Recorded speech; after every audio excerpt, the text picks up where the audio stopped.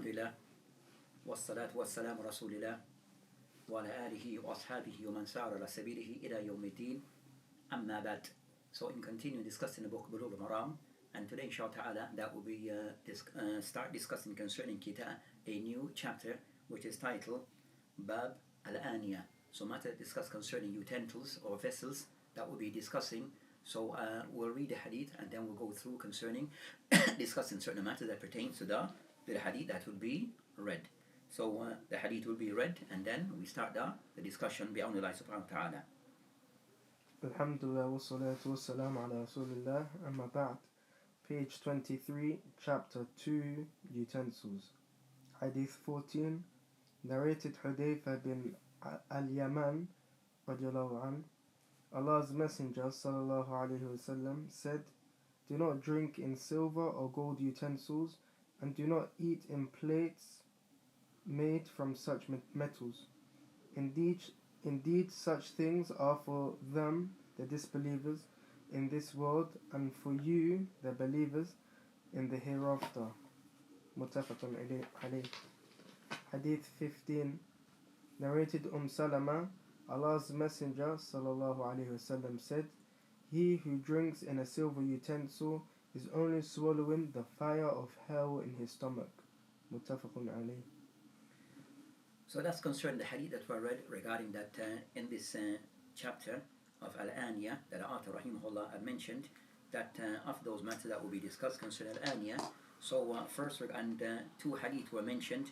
As for the first hadith mentioned, and Hudayfa ibn Yaman radiallahu anhu قال رسول الله صلى الله عليه وسلم لا تشربوا في آنة الذهب والفضة ولا تأكلوا في سحافها أو إن some narration من سحافهما فإنها لهم في الدنيا ولكم في الآخرة متفق عليه. And the second hadith is the hadith of Salama المؤمنين, where she says قالت قال رسول الله صلى الله عليه وسلم الذي يشرب في آنية الذهب والآنية الفضة فإنما يجرج في بطنه نار جهنم متفق عليه. So those are the two hadith that are mentioned today, and we'll discuss these two hadith. So the first thing to be covered, as the author rahimahullah mentioned, Bab Aniya. So we're still in the Kitab, the book of Tahara, which is the overall book that relates to matters that pertains to Tahara, and on the Tahara that we find different chapters are mentioned. So this is one of those chapters that are covered regarding Tahara. We have discussed and ended the first, which is concerning matter that relates to Al-Miyah. Then the second chapter in this book of Tahara is Bab Al-Aniya, utensils or vessels. So he mentioned Al-Aniya, which is concerning that Ina, which means concerning Al-Ina, with a form of container, is a utensil, is a vessel that is used to store or to carry water. So that will be concerning that, and these type of utensils that are mentioned by some of the ulama, that I mentioned regarding some of those are explainable concerning that it could be concerning hadid, nuhas, khashab, julud. So it could be of these different things that are traditional, that's concerning things that are used to carry or to store water. And by way of things could be something of metal, it could be something of iron, it could be something that is made of khashab, of wood, also al-julud, things concerning of skins and the likes. Also of those things that are considered to be a form of aniya, that water are carried or stored. Also could be mentioned also things concerning plastic, so it could be a plastic bag or the likes. So these are things that water are stored or kept. So it's a discuss concerning the ahkam that relates to these type of utensils. What's the ruling pertaining to them, especially since we discussed before concerning water and also these things. So what are the things that water, if they are utensils or vessels, that water can be stored and used regarding tahara, and other things that will fall under this. The ulama, alayhim rahmatullah, that they have mentioned regarding concerning the asl, regarding these type of utensils that are mentioned, that the asl is that they are things that are, that the asl with the origin, that they are permissible to be used. So it is permissible to use unless there's an evidence from the Sharia that says that these things are not allowed to be used, or these things are from something which is najas, something which is impure. So by this they are not allowed to be used. So the origins of these type of containers, if they're made of plastic and or steel or metal or board, or they're made of things of skins, if these things these things are permissible to be used, then also the water that are within them also it is permissible to be used. So of those things that will be discussed, so anything that goes against this, then we need an evidence to say so. So the author, rahimahullah, will be mentioning concerning of those matters pertaining to al-aniya, these type of container or utensils, regarding what have come to us by way of the Sharia, by way of things that may be not allowed to be used, and the likes. So as for the hadith that will be discussed is the first hadith of Hudayfa ibn Yaman radiyallahu anhu, where he mentioned that, and that he mentioned the Prophet of Islam, he mentioned لا تشربوا في آنية الذهب والفضة, that you're not to drink in the utensils or in the vessels that are made of dhahab or fidda, gold or silver, and also not to eat from dishes that are made from those type of made from gold or silver. Then he mentioned the reason, فإنها لهم في الدنيا, because it is for them min al-kuffar in this dunya, ولكم في الآخرة, and for the Muslim it is for you in the akhirah. And the hadith mentioned muttafaqun alayh. As for the first matter regarding the hadith that is mentioned, the hadith of Hudayfa ibn Yaman, that will mention something regarding Hudayfa ibn Yaman rahimahullah ta'ala. So as for Hudayfa, his name is Hudayfa ibn Yaman, and as for Yaman, the name of his father Hudayfa al-Yaman Huzus Hasil, his name is Husayl. So the father Yaman, ismu Yaman is Husayl ibn Jabir. So that's the father of Hudayfa ibn Yaman, and it mentioned regarding concern that his father, that he participated in the battle of Uhud and he was killed. So his father and also the Hudayfa and his father are both considered to be Sahabiyan. So both the son Hudayfa and also his father Husayl, that both were Sahabiyan, and his father was killed in the battle of Uhud. Also regarding Hudayfa, he's considered to be from the Kibar of Sahaba, as of those who of the Kibar of Sahaba. Also with Hudayfa ibn Yaman, that also of those that the Prophet Islam had gave him certain type of responsibility and certain trust was placed upon him. Of those responsibility that the Prophet Islam that have given to Hudayfa ibn Yaman, that of them regarding that he was the person that he would ask him to, kind of someone to spy on the Quraysh. So of those who was given responsibility to spy, to follow, and to yandur ila al-Quraysh, regarding to after the bandak of Yawm al-Khandaq, yandur ila Quraysh, on the day, the conduct, the battle of conduct, the Prophet Islam asked him to spy upon the Quraysh and to monitor their affairs. Also Hudayfa ibn Yaman, that he was known to be concerned, a person referred to as concerning Sahibu Sir Rasul alayhi salam. He was the one who was said to be the one who contained, or the one who the Prophet Islam will share with him matters regarding certain secrets. So certain secret regarding concerning identifying who are the munafiq amongst those who claim Islam then Hudayfa ibn Yaman, the Prophet Islam had shared with him concerning the names of those individuals. So that's concerning that of those responsibilities that he had during the time of the Prophet Islam. Of those things that is mentioned regarding Hudayfa ibn Yaman, as mentioned regarding concerning that it is stated that Hudayfa ibn Yaman, that he was asked regarding a statement is mentioned that was at Su'ila ay fitna ashad, which of the fitna is considered to be the most severe. So which fitna, which trial is considered to be the most severe, intense. قال حذيفة بن يمان رضي الله عنه قال رحمه الله رضي الله عنه أن يعرض عليك الخير والشر. For they mentioned that the most intense fitna is when a person is presented to a person, it is put in front of a person that which is khair, good, and that which is evil.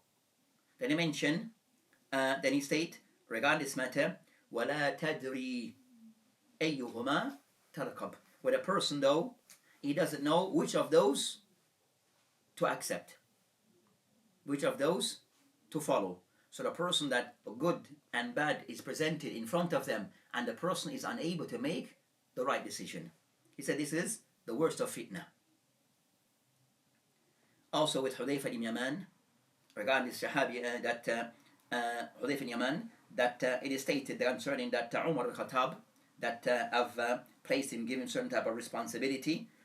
So Omar have placed him concerning being the governor of certain places. So Omar ibn Khattab had placed him regarding being the governor of certain region after the Muslims started to conquer other regions. So that's concerning Hudayfa ibn Yaman Rata'ala anhu. Also it is mentioned that he was Hudayfa ibn Yaman concerning when he died, that what is stated regarding that, it is stated Mata as-sana 36, that he was died that year 60, the 36th year of the Hijrah.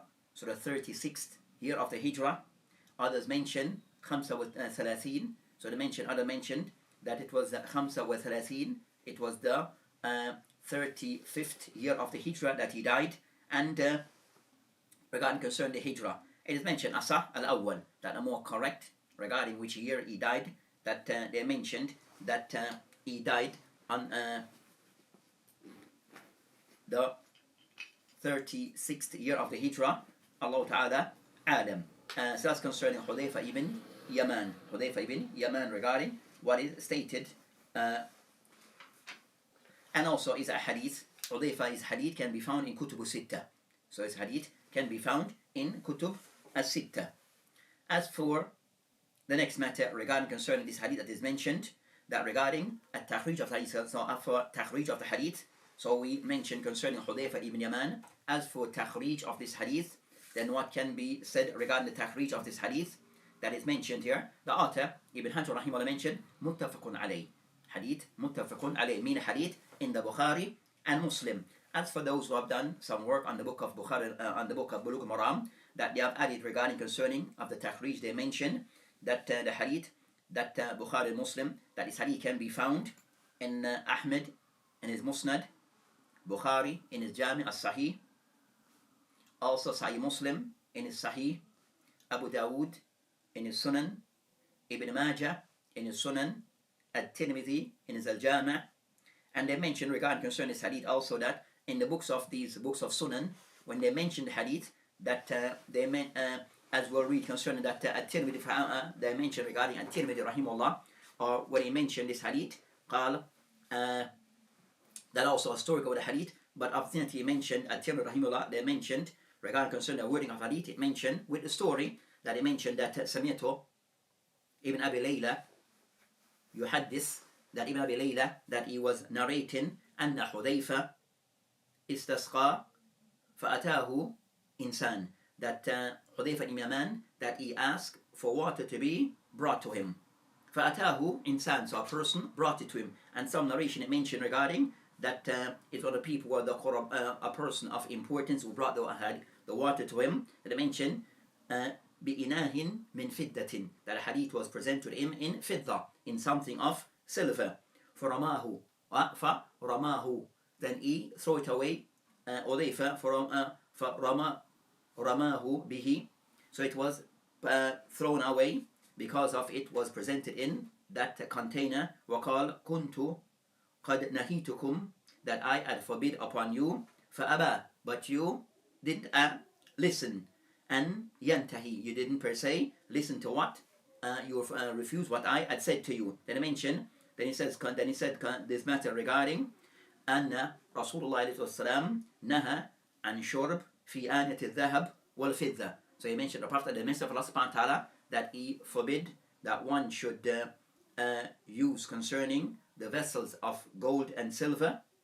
وَلَبْسْ الْحَرِيرِ, so in this mention concerning وَأَنْ شُرْب, for one to drink from. So the Prophet, the Messenger of Allah subhanahu wa ta'ala, forbid for one to drink from gold and silver utensils. وَلَبْسِ الْحَرِيرِ وَالدِّيبَاجِ, and for one to wear gold and dibaj, also a form of silver and gold. That they mention وَقَالَ وَهِيَ لَهُمْ فِي الدُّنْيَا وَلَكُمْ فِي الْآخِرَةِ, this will be for them in this dunya, min kuffar, and for you the Muslim in the akhirah, regarding these things that I mentioned. So that's concerning the hadith. So Imam At-Tirmidhi rahimahullah or Ashabu Sunan, when they mentioned the hadith, the part regarding وَلَا تَعْقُلُوا, they didn't mention that portion of that sentence in the hadith. So Ashabu Sunan, they didn't mention the part about eating from these type of dishes made of these type of things of gold and silver. They only mentioned regarding not drinking from utensils of gold and silver. So that's concerning so that's concerning of those of the hadith. So that's concerning the hadith also is collected by Ibn Jarud, Ibn Hibban, or Bayhaqi. So the hadith is collected by those are the takhrij of the hadith that we have mentioned. As for that's concerned the first hadith of Hudayfa ibn Yaman. As for the second hadith that is mentioned here, hadith of Salama Rata'ala Anha. So Salama that she's al-Mu'mineen. So Salama, she's one of the wives of the Prophet ﷺ.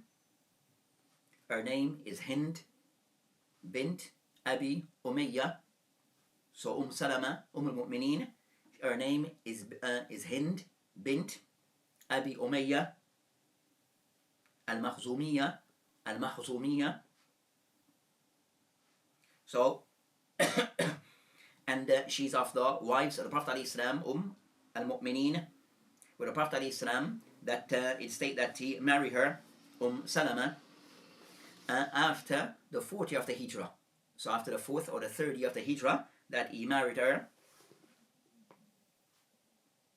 and that she lived over. She was of the final of the Prophet ﷺ wives to have died. She lived over 60 years after that. When that they mentioned Mata Sana, it's Nataini was 16. She died a year, the 62nd year of the Hijrah. Qil, the 61st year of the Hijrah. But I mentioned the second is more correct, where she died on the 70th year of the Hijrah that she had died. Also the hadith of Salama that it is mentioned in Bukhari and Muslim.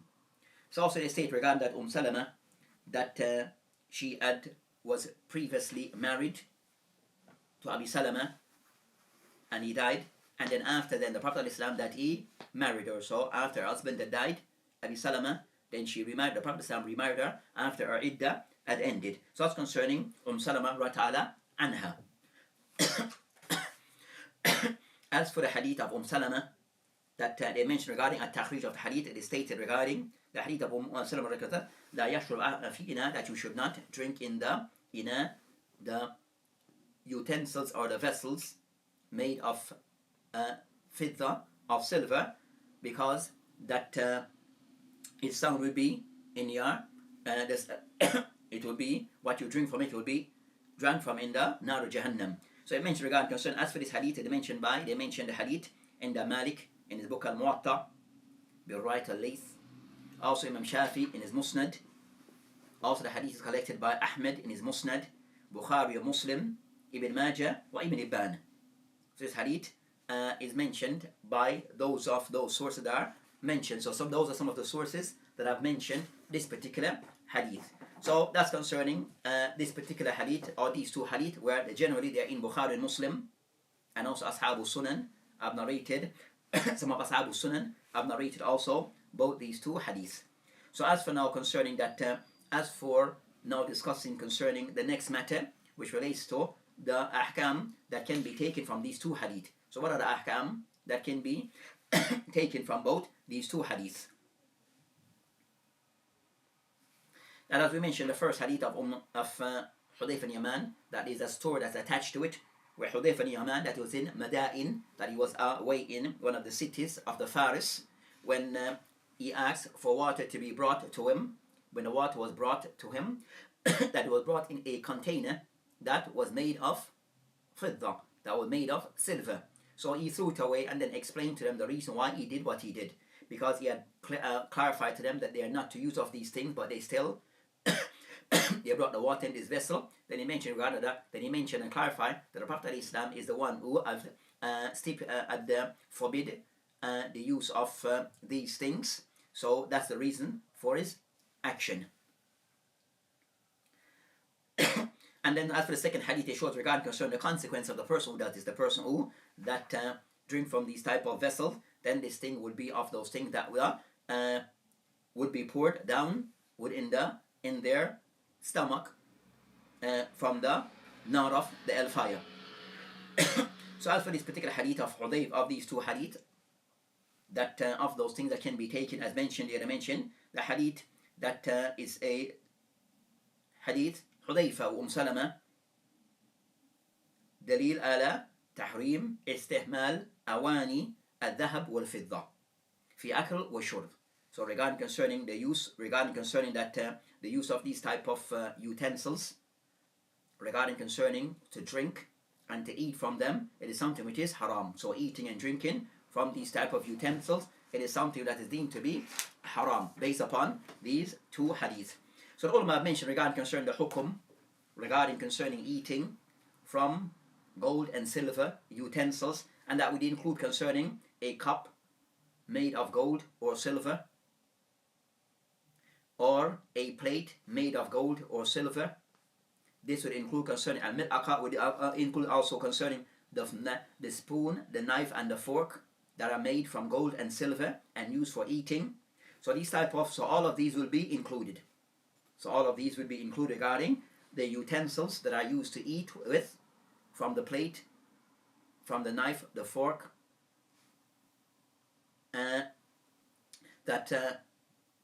eating from these things, that from this hadith, it is something not to be done. Based upon this, the ulama mentioned regarding concerning that, as mentioned by An-Nawawi rahimahullah, he mentioned in his explanation of Sahih Muslim, قال أصحابنا إن أقد الإجماع على تحريم الأكل والشرب وسائر استعمالات في آنة الذهب أو فضة.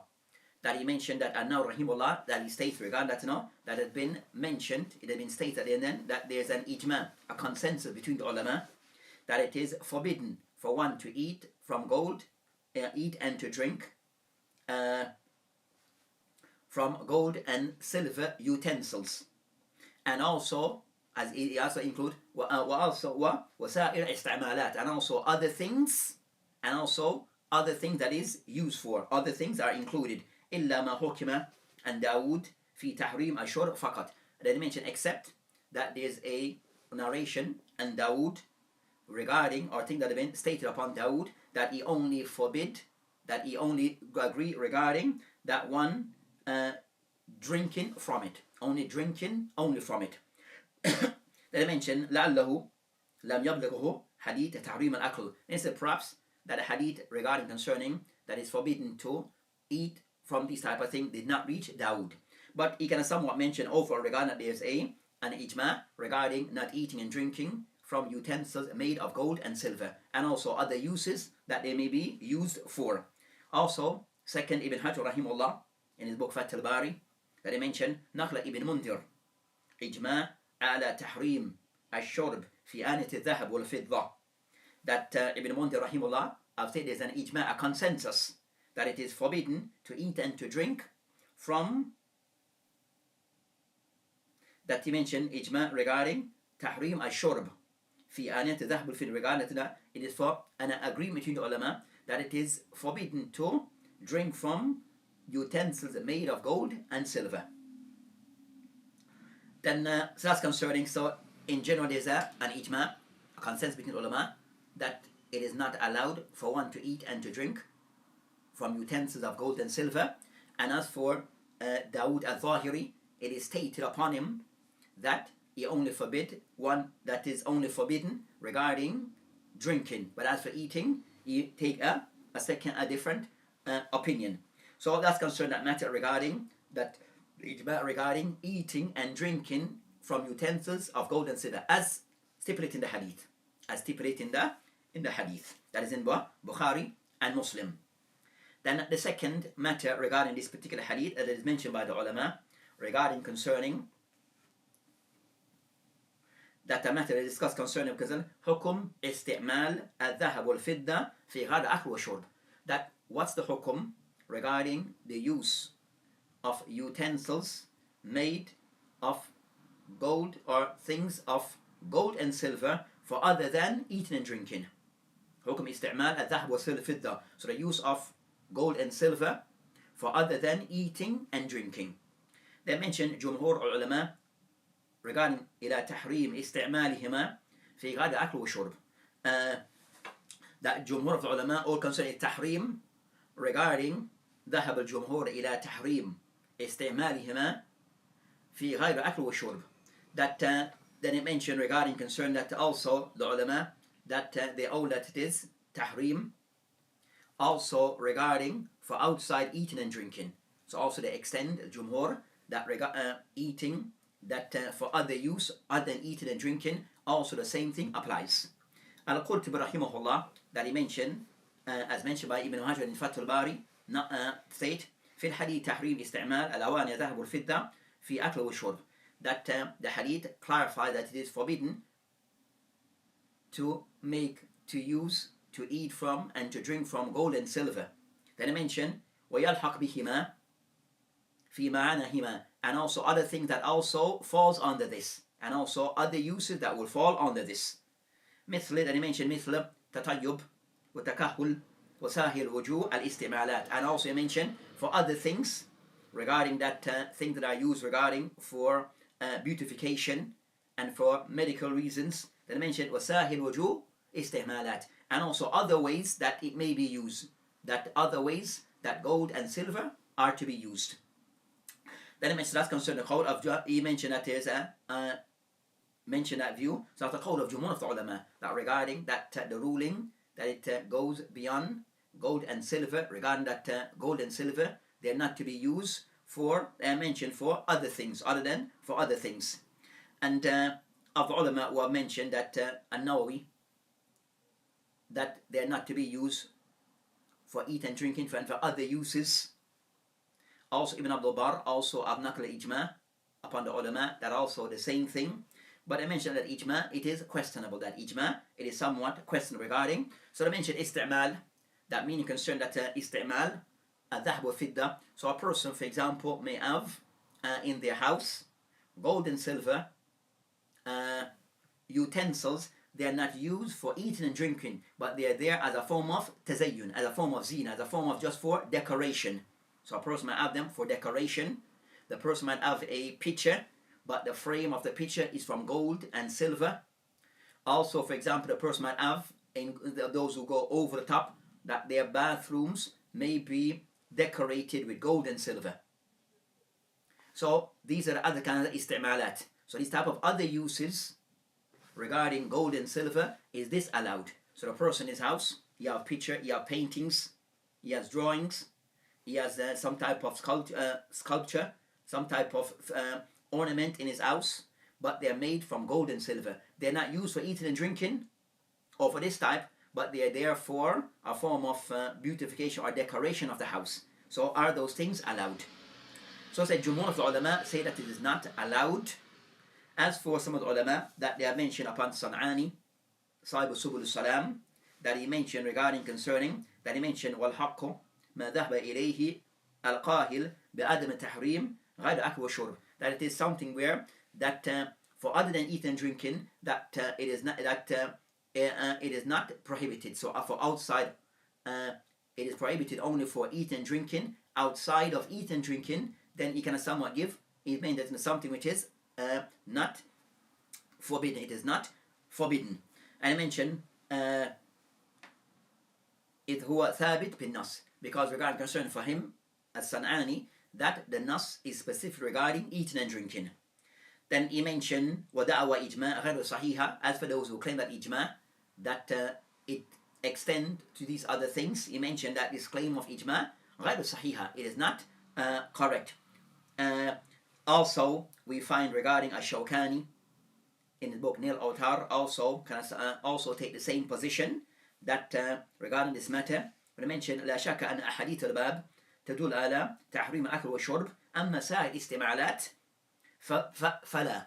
So he mentioned that as Shawkani in his book Nil Awtar, that he mentioned that there's no doubt that regarding the hadith that discuss this matter, it specifies regarding it is forbidden regarding eating and drinking.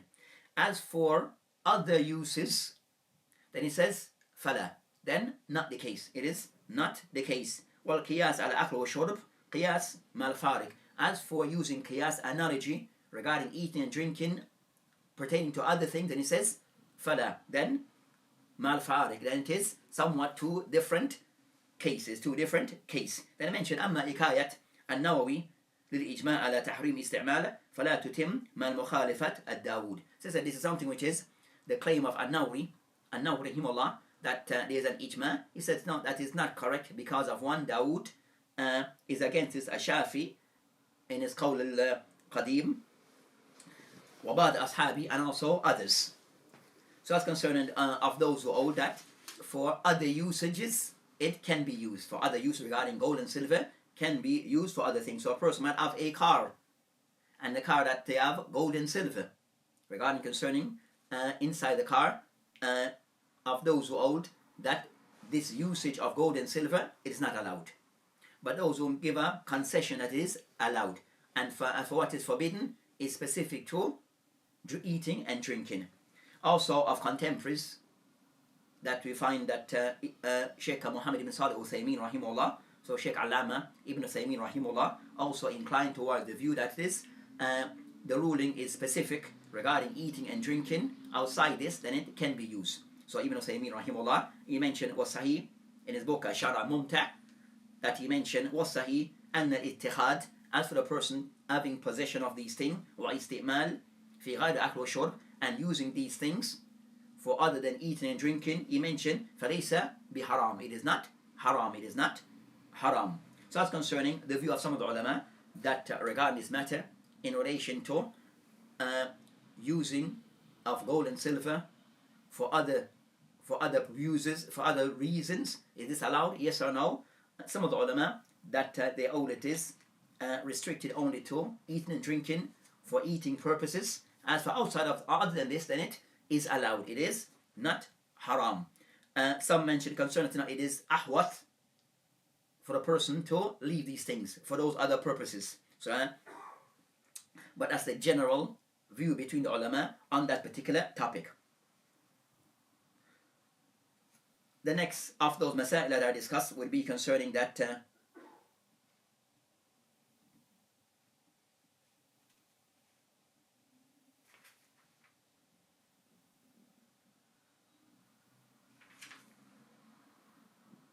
the person having after I mentioned concerning the next ittihad and the dahb wal fidda. The person who generally gather those things regarding that without per se making use of them.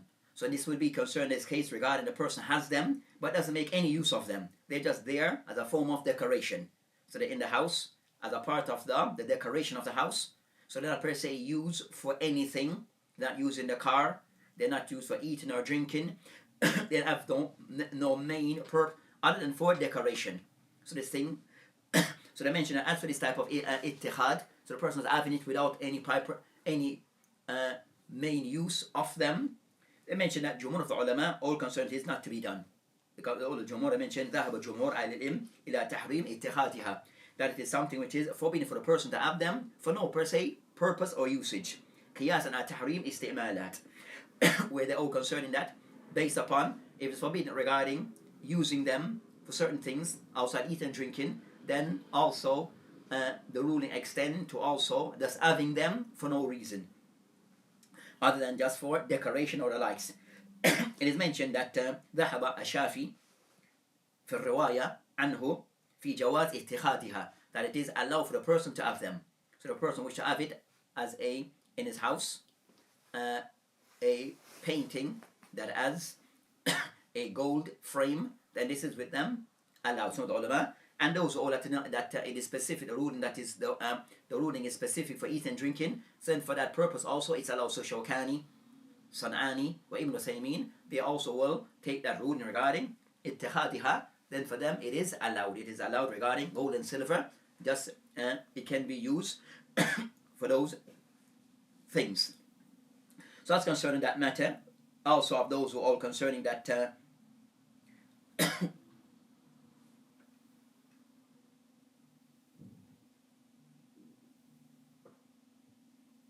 that's concerning the aqwal of the ulama pertaining to that matter. The next of those matter that the person making isti'mal anya min nafa'is, also they mentioned concerning that ma'adin, regarding concerning that precious metals. So the person outside gold and silver, so other precious metal, platinum, these type of metal that are considered to be precious, concerning ruby, pearls, diamonds, these type of precious metals that are regarding our stones, precious stones, are the person able to make use of those things. So the same ruling applies that are the same as gold and silver to these precious stones. or that's not the case. So with ulama also a discussion on that matter. They find the likes of as-San'ani regarding concerning that he mentioned al-yalhaq bi-dhahab wal-fidda nafa'is ahjar.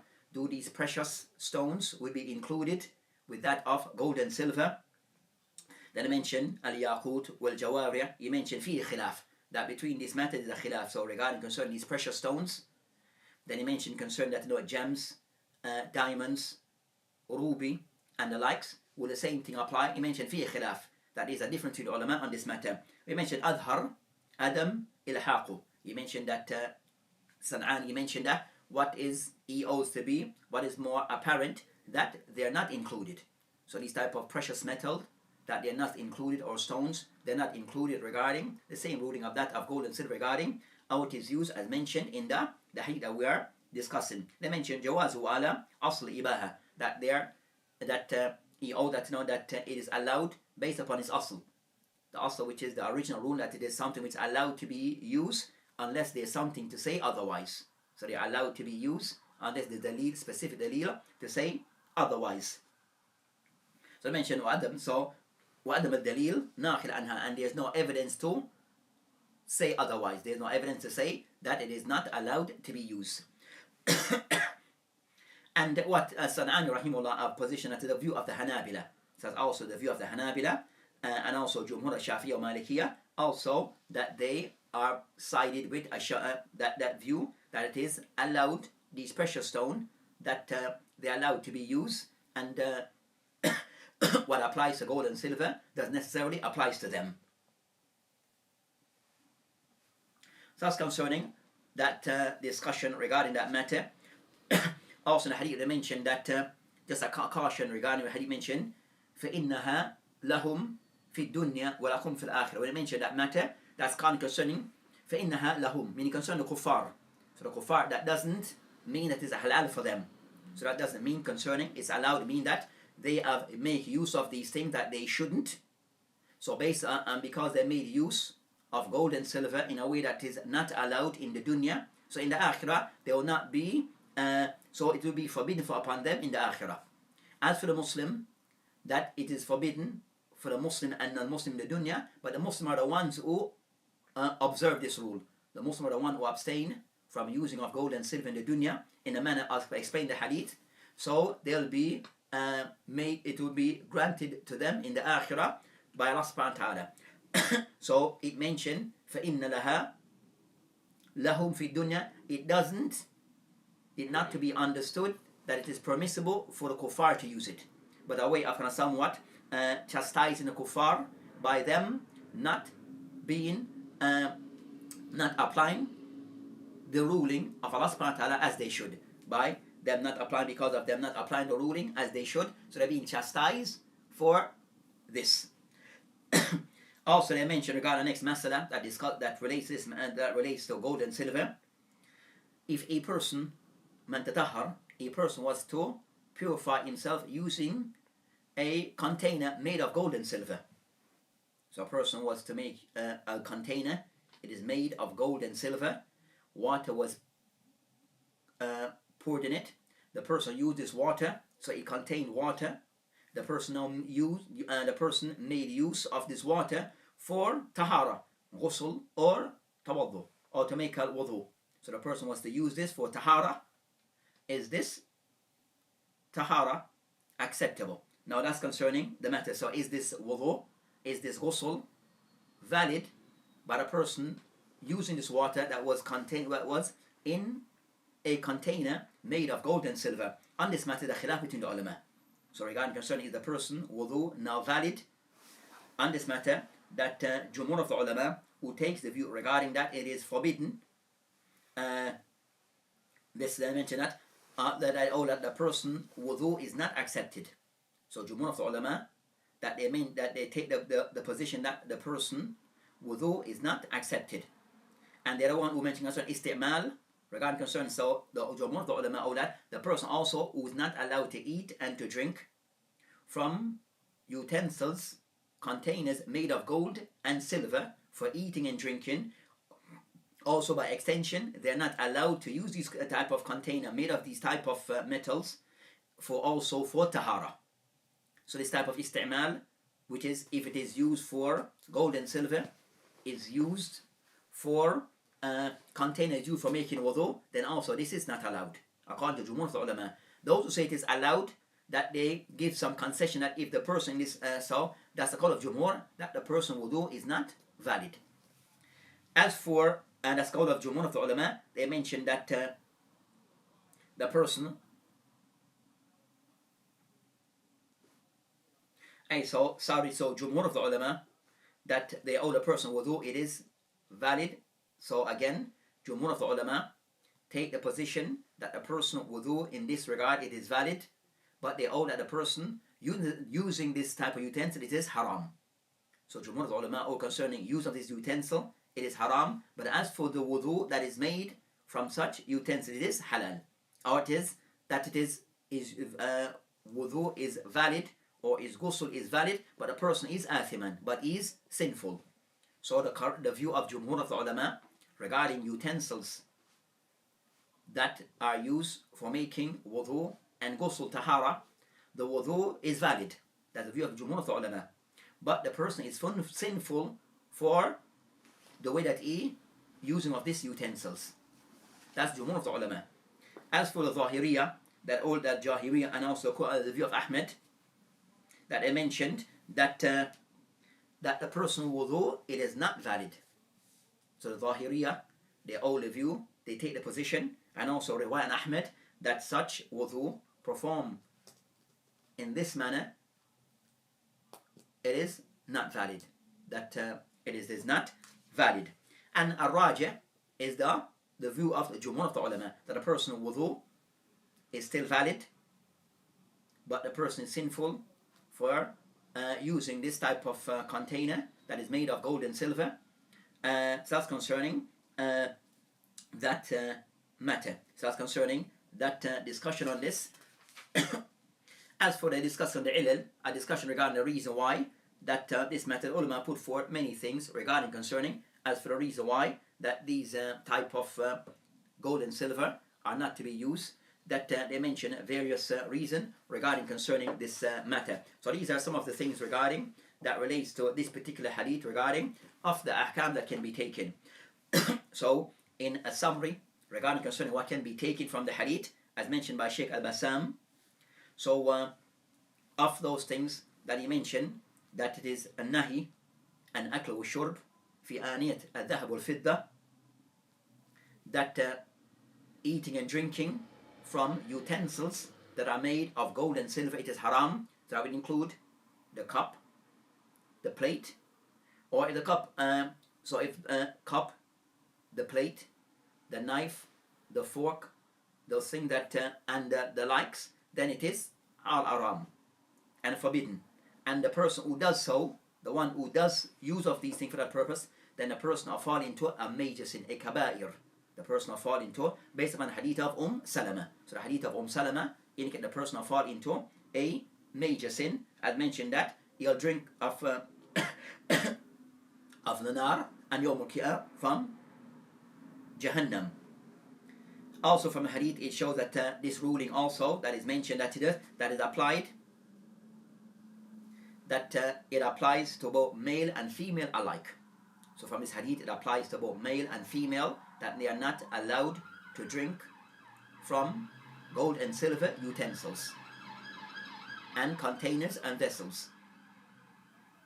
Also by extension, as we mentioned some of the ulama regarding concerning that na isti'mal, as for other type of usage regarding concerning that making wudu and the likes, having it under for decoration, of the ulama who mentioned the Jumhur of the ulama, that also for those reasons, for those usage, also it is haram. But some of the ulama take that it and does not agree with that view. But Jumhur of the ulama take the position that for other use outside eating and drinking from those utensils, also that it is not allowed for a person to use them for decoration and for other reasons. Also from this hadith it shows regarding that anything that also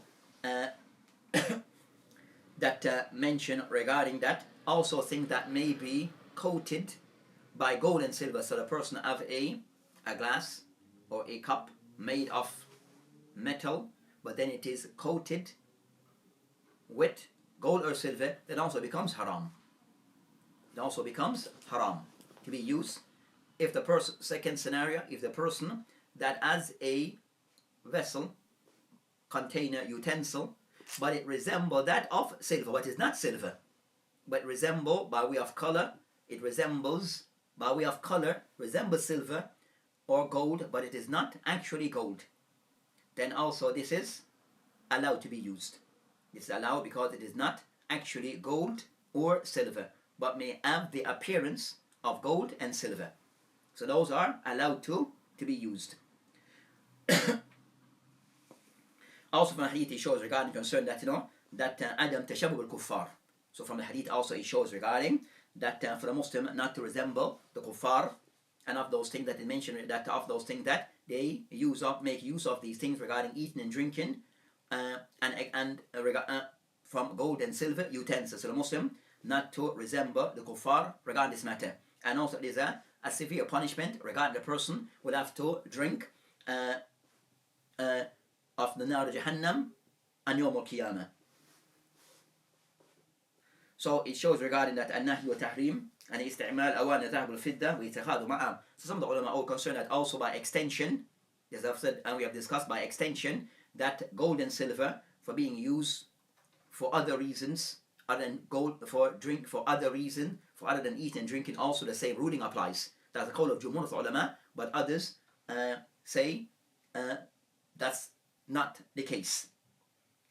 Whether that gold they mention is khalis, or the fidda is khalis, is pure gold or silver, then not to be used, or the mention of it is partial gold or silver. So if it's partial gold and silver, then the same thing also applies. Also it showed that of those things are that on Yawm al-Qiyamah for the believers, that Allah subhanahu wa ta'ala will allow regarding for the believers that on Yawm al-Qiyamah in al-Jannah that they'll eat and drink from these type of vessels made from gold and silver. So those things will be for them in the akhirah, but not in the dunya. So Allah subhanahu wa ta'ala made haram for us to use of these things in this manner in the dunya, but in the akhirah they'll be the ruling will be different. It will be allowed for the believers in the akhirah to drink and to make use of gold and silver in the akhirah. So those are the things that he mentioned regarding. So they mentioned also from this matter show regarding that the Muslim that he tries to that al-asl fil amr bi mukhalafat al-mushrik huwa al-wujub, regarding concern a person that the asl, that the origins is that the person try to be indifferent and not to imitate the kuffar, and that's something which is haram. So to imitate the kuffar in things that are particular to them, or that are particular to them, then this becomes something which is haram for a Muslim to imitate or resemble the kuffar in certain things. And also think that the Sharia has specified that we should not resemble the kuffar in, also that the Muslim should also comply with this. So those are the benefits that can be taken from this particular hadith.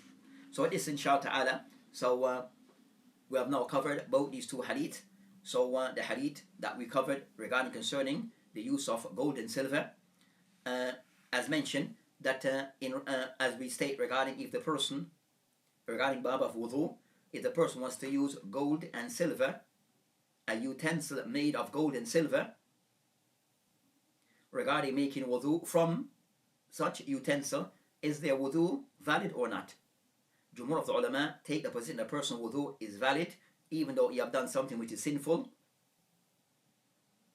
And also the Zahiriyah and Ahmed in one riwayah all that a person wudu is not valid. The qawl of Jumhur is correct in this case. So in this masala, in this particular matter, that the qawl of Jumhur is the correct view. The person wudu is still valid. So with that, inshallah ta'ala, we'll end with this particular matter. As for concerning, we'll end with the matter regarding the other thing that also the ulama they have mentioned regarding concerning that concerning the use of gold and silver as a way of a form of jewelry or decoration, personal decoration, that for female that these things are allowed, regarding that they are allowed. So the ruling that pertaining to the use of gold and silver, regarding for female as a form of jewelry, then they're allowed to use gold and silver as jewelry. As for male, and that gold and silver applies for female, applies to female, adult and young girls. As for the use of gold and silver for men, then for men, gold is completely haram as a jewelry, which would be a ring or a watch and the likes. Even concerning, to be discussed again, concerning as a pen, all that is not allowed for men regarding that matter. So as for what is allowed regarding as a ring, which is silver is allowed, the exception regarding silver is allowed for men as a jewelry. So the person can have a silver ring, but for a man, for male, gold is not to be used, except in not to be used. So that's concerning the matter regarding this. So that inshallah ta'ala, that will end this discussion. وبالله تعالى توفيق وهذه السبيل والآخر الحمد لله. السلام عليكم ورحمة الله وبركاته.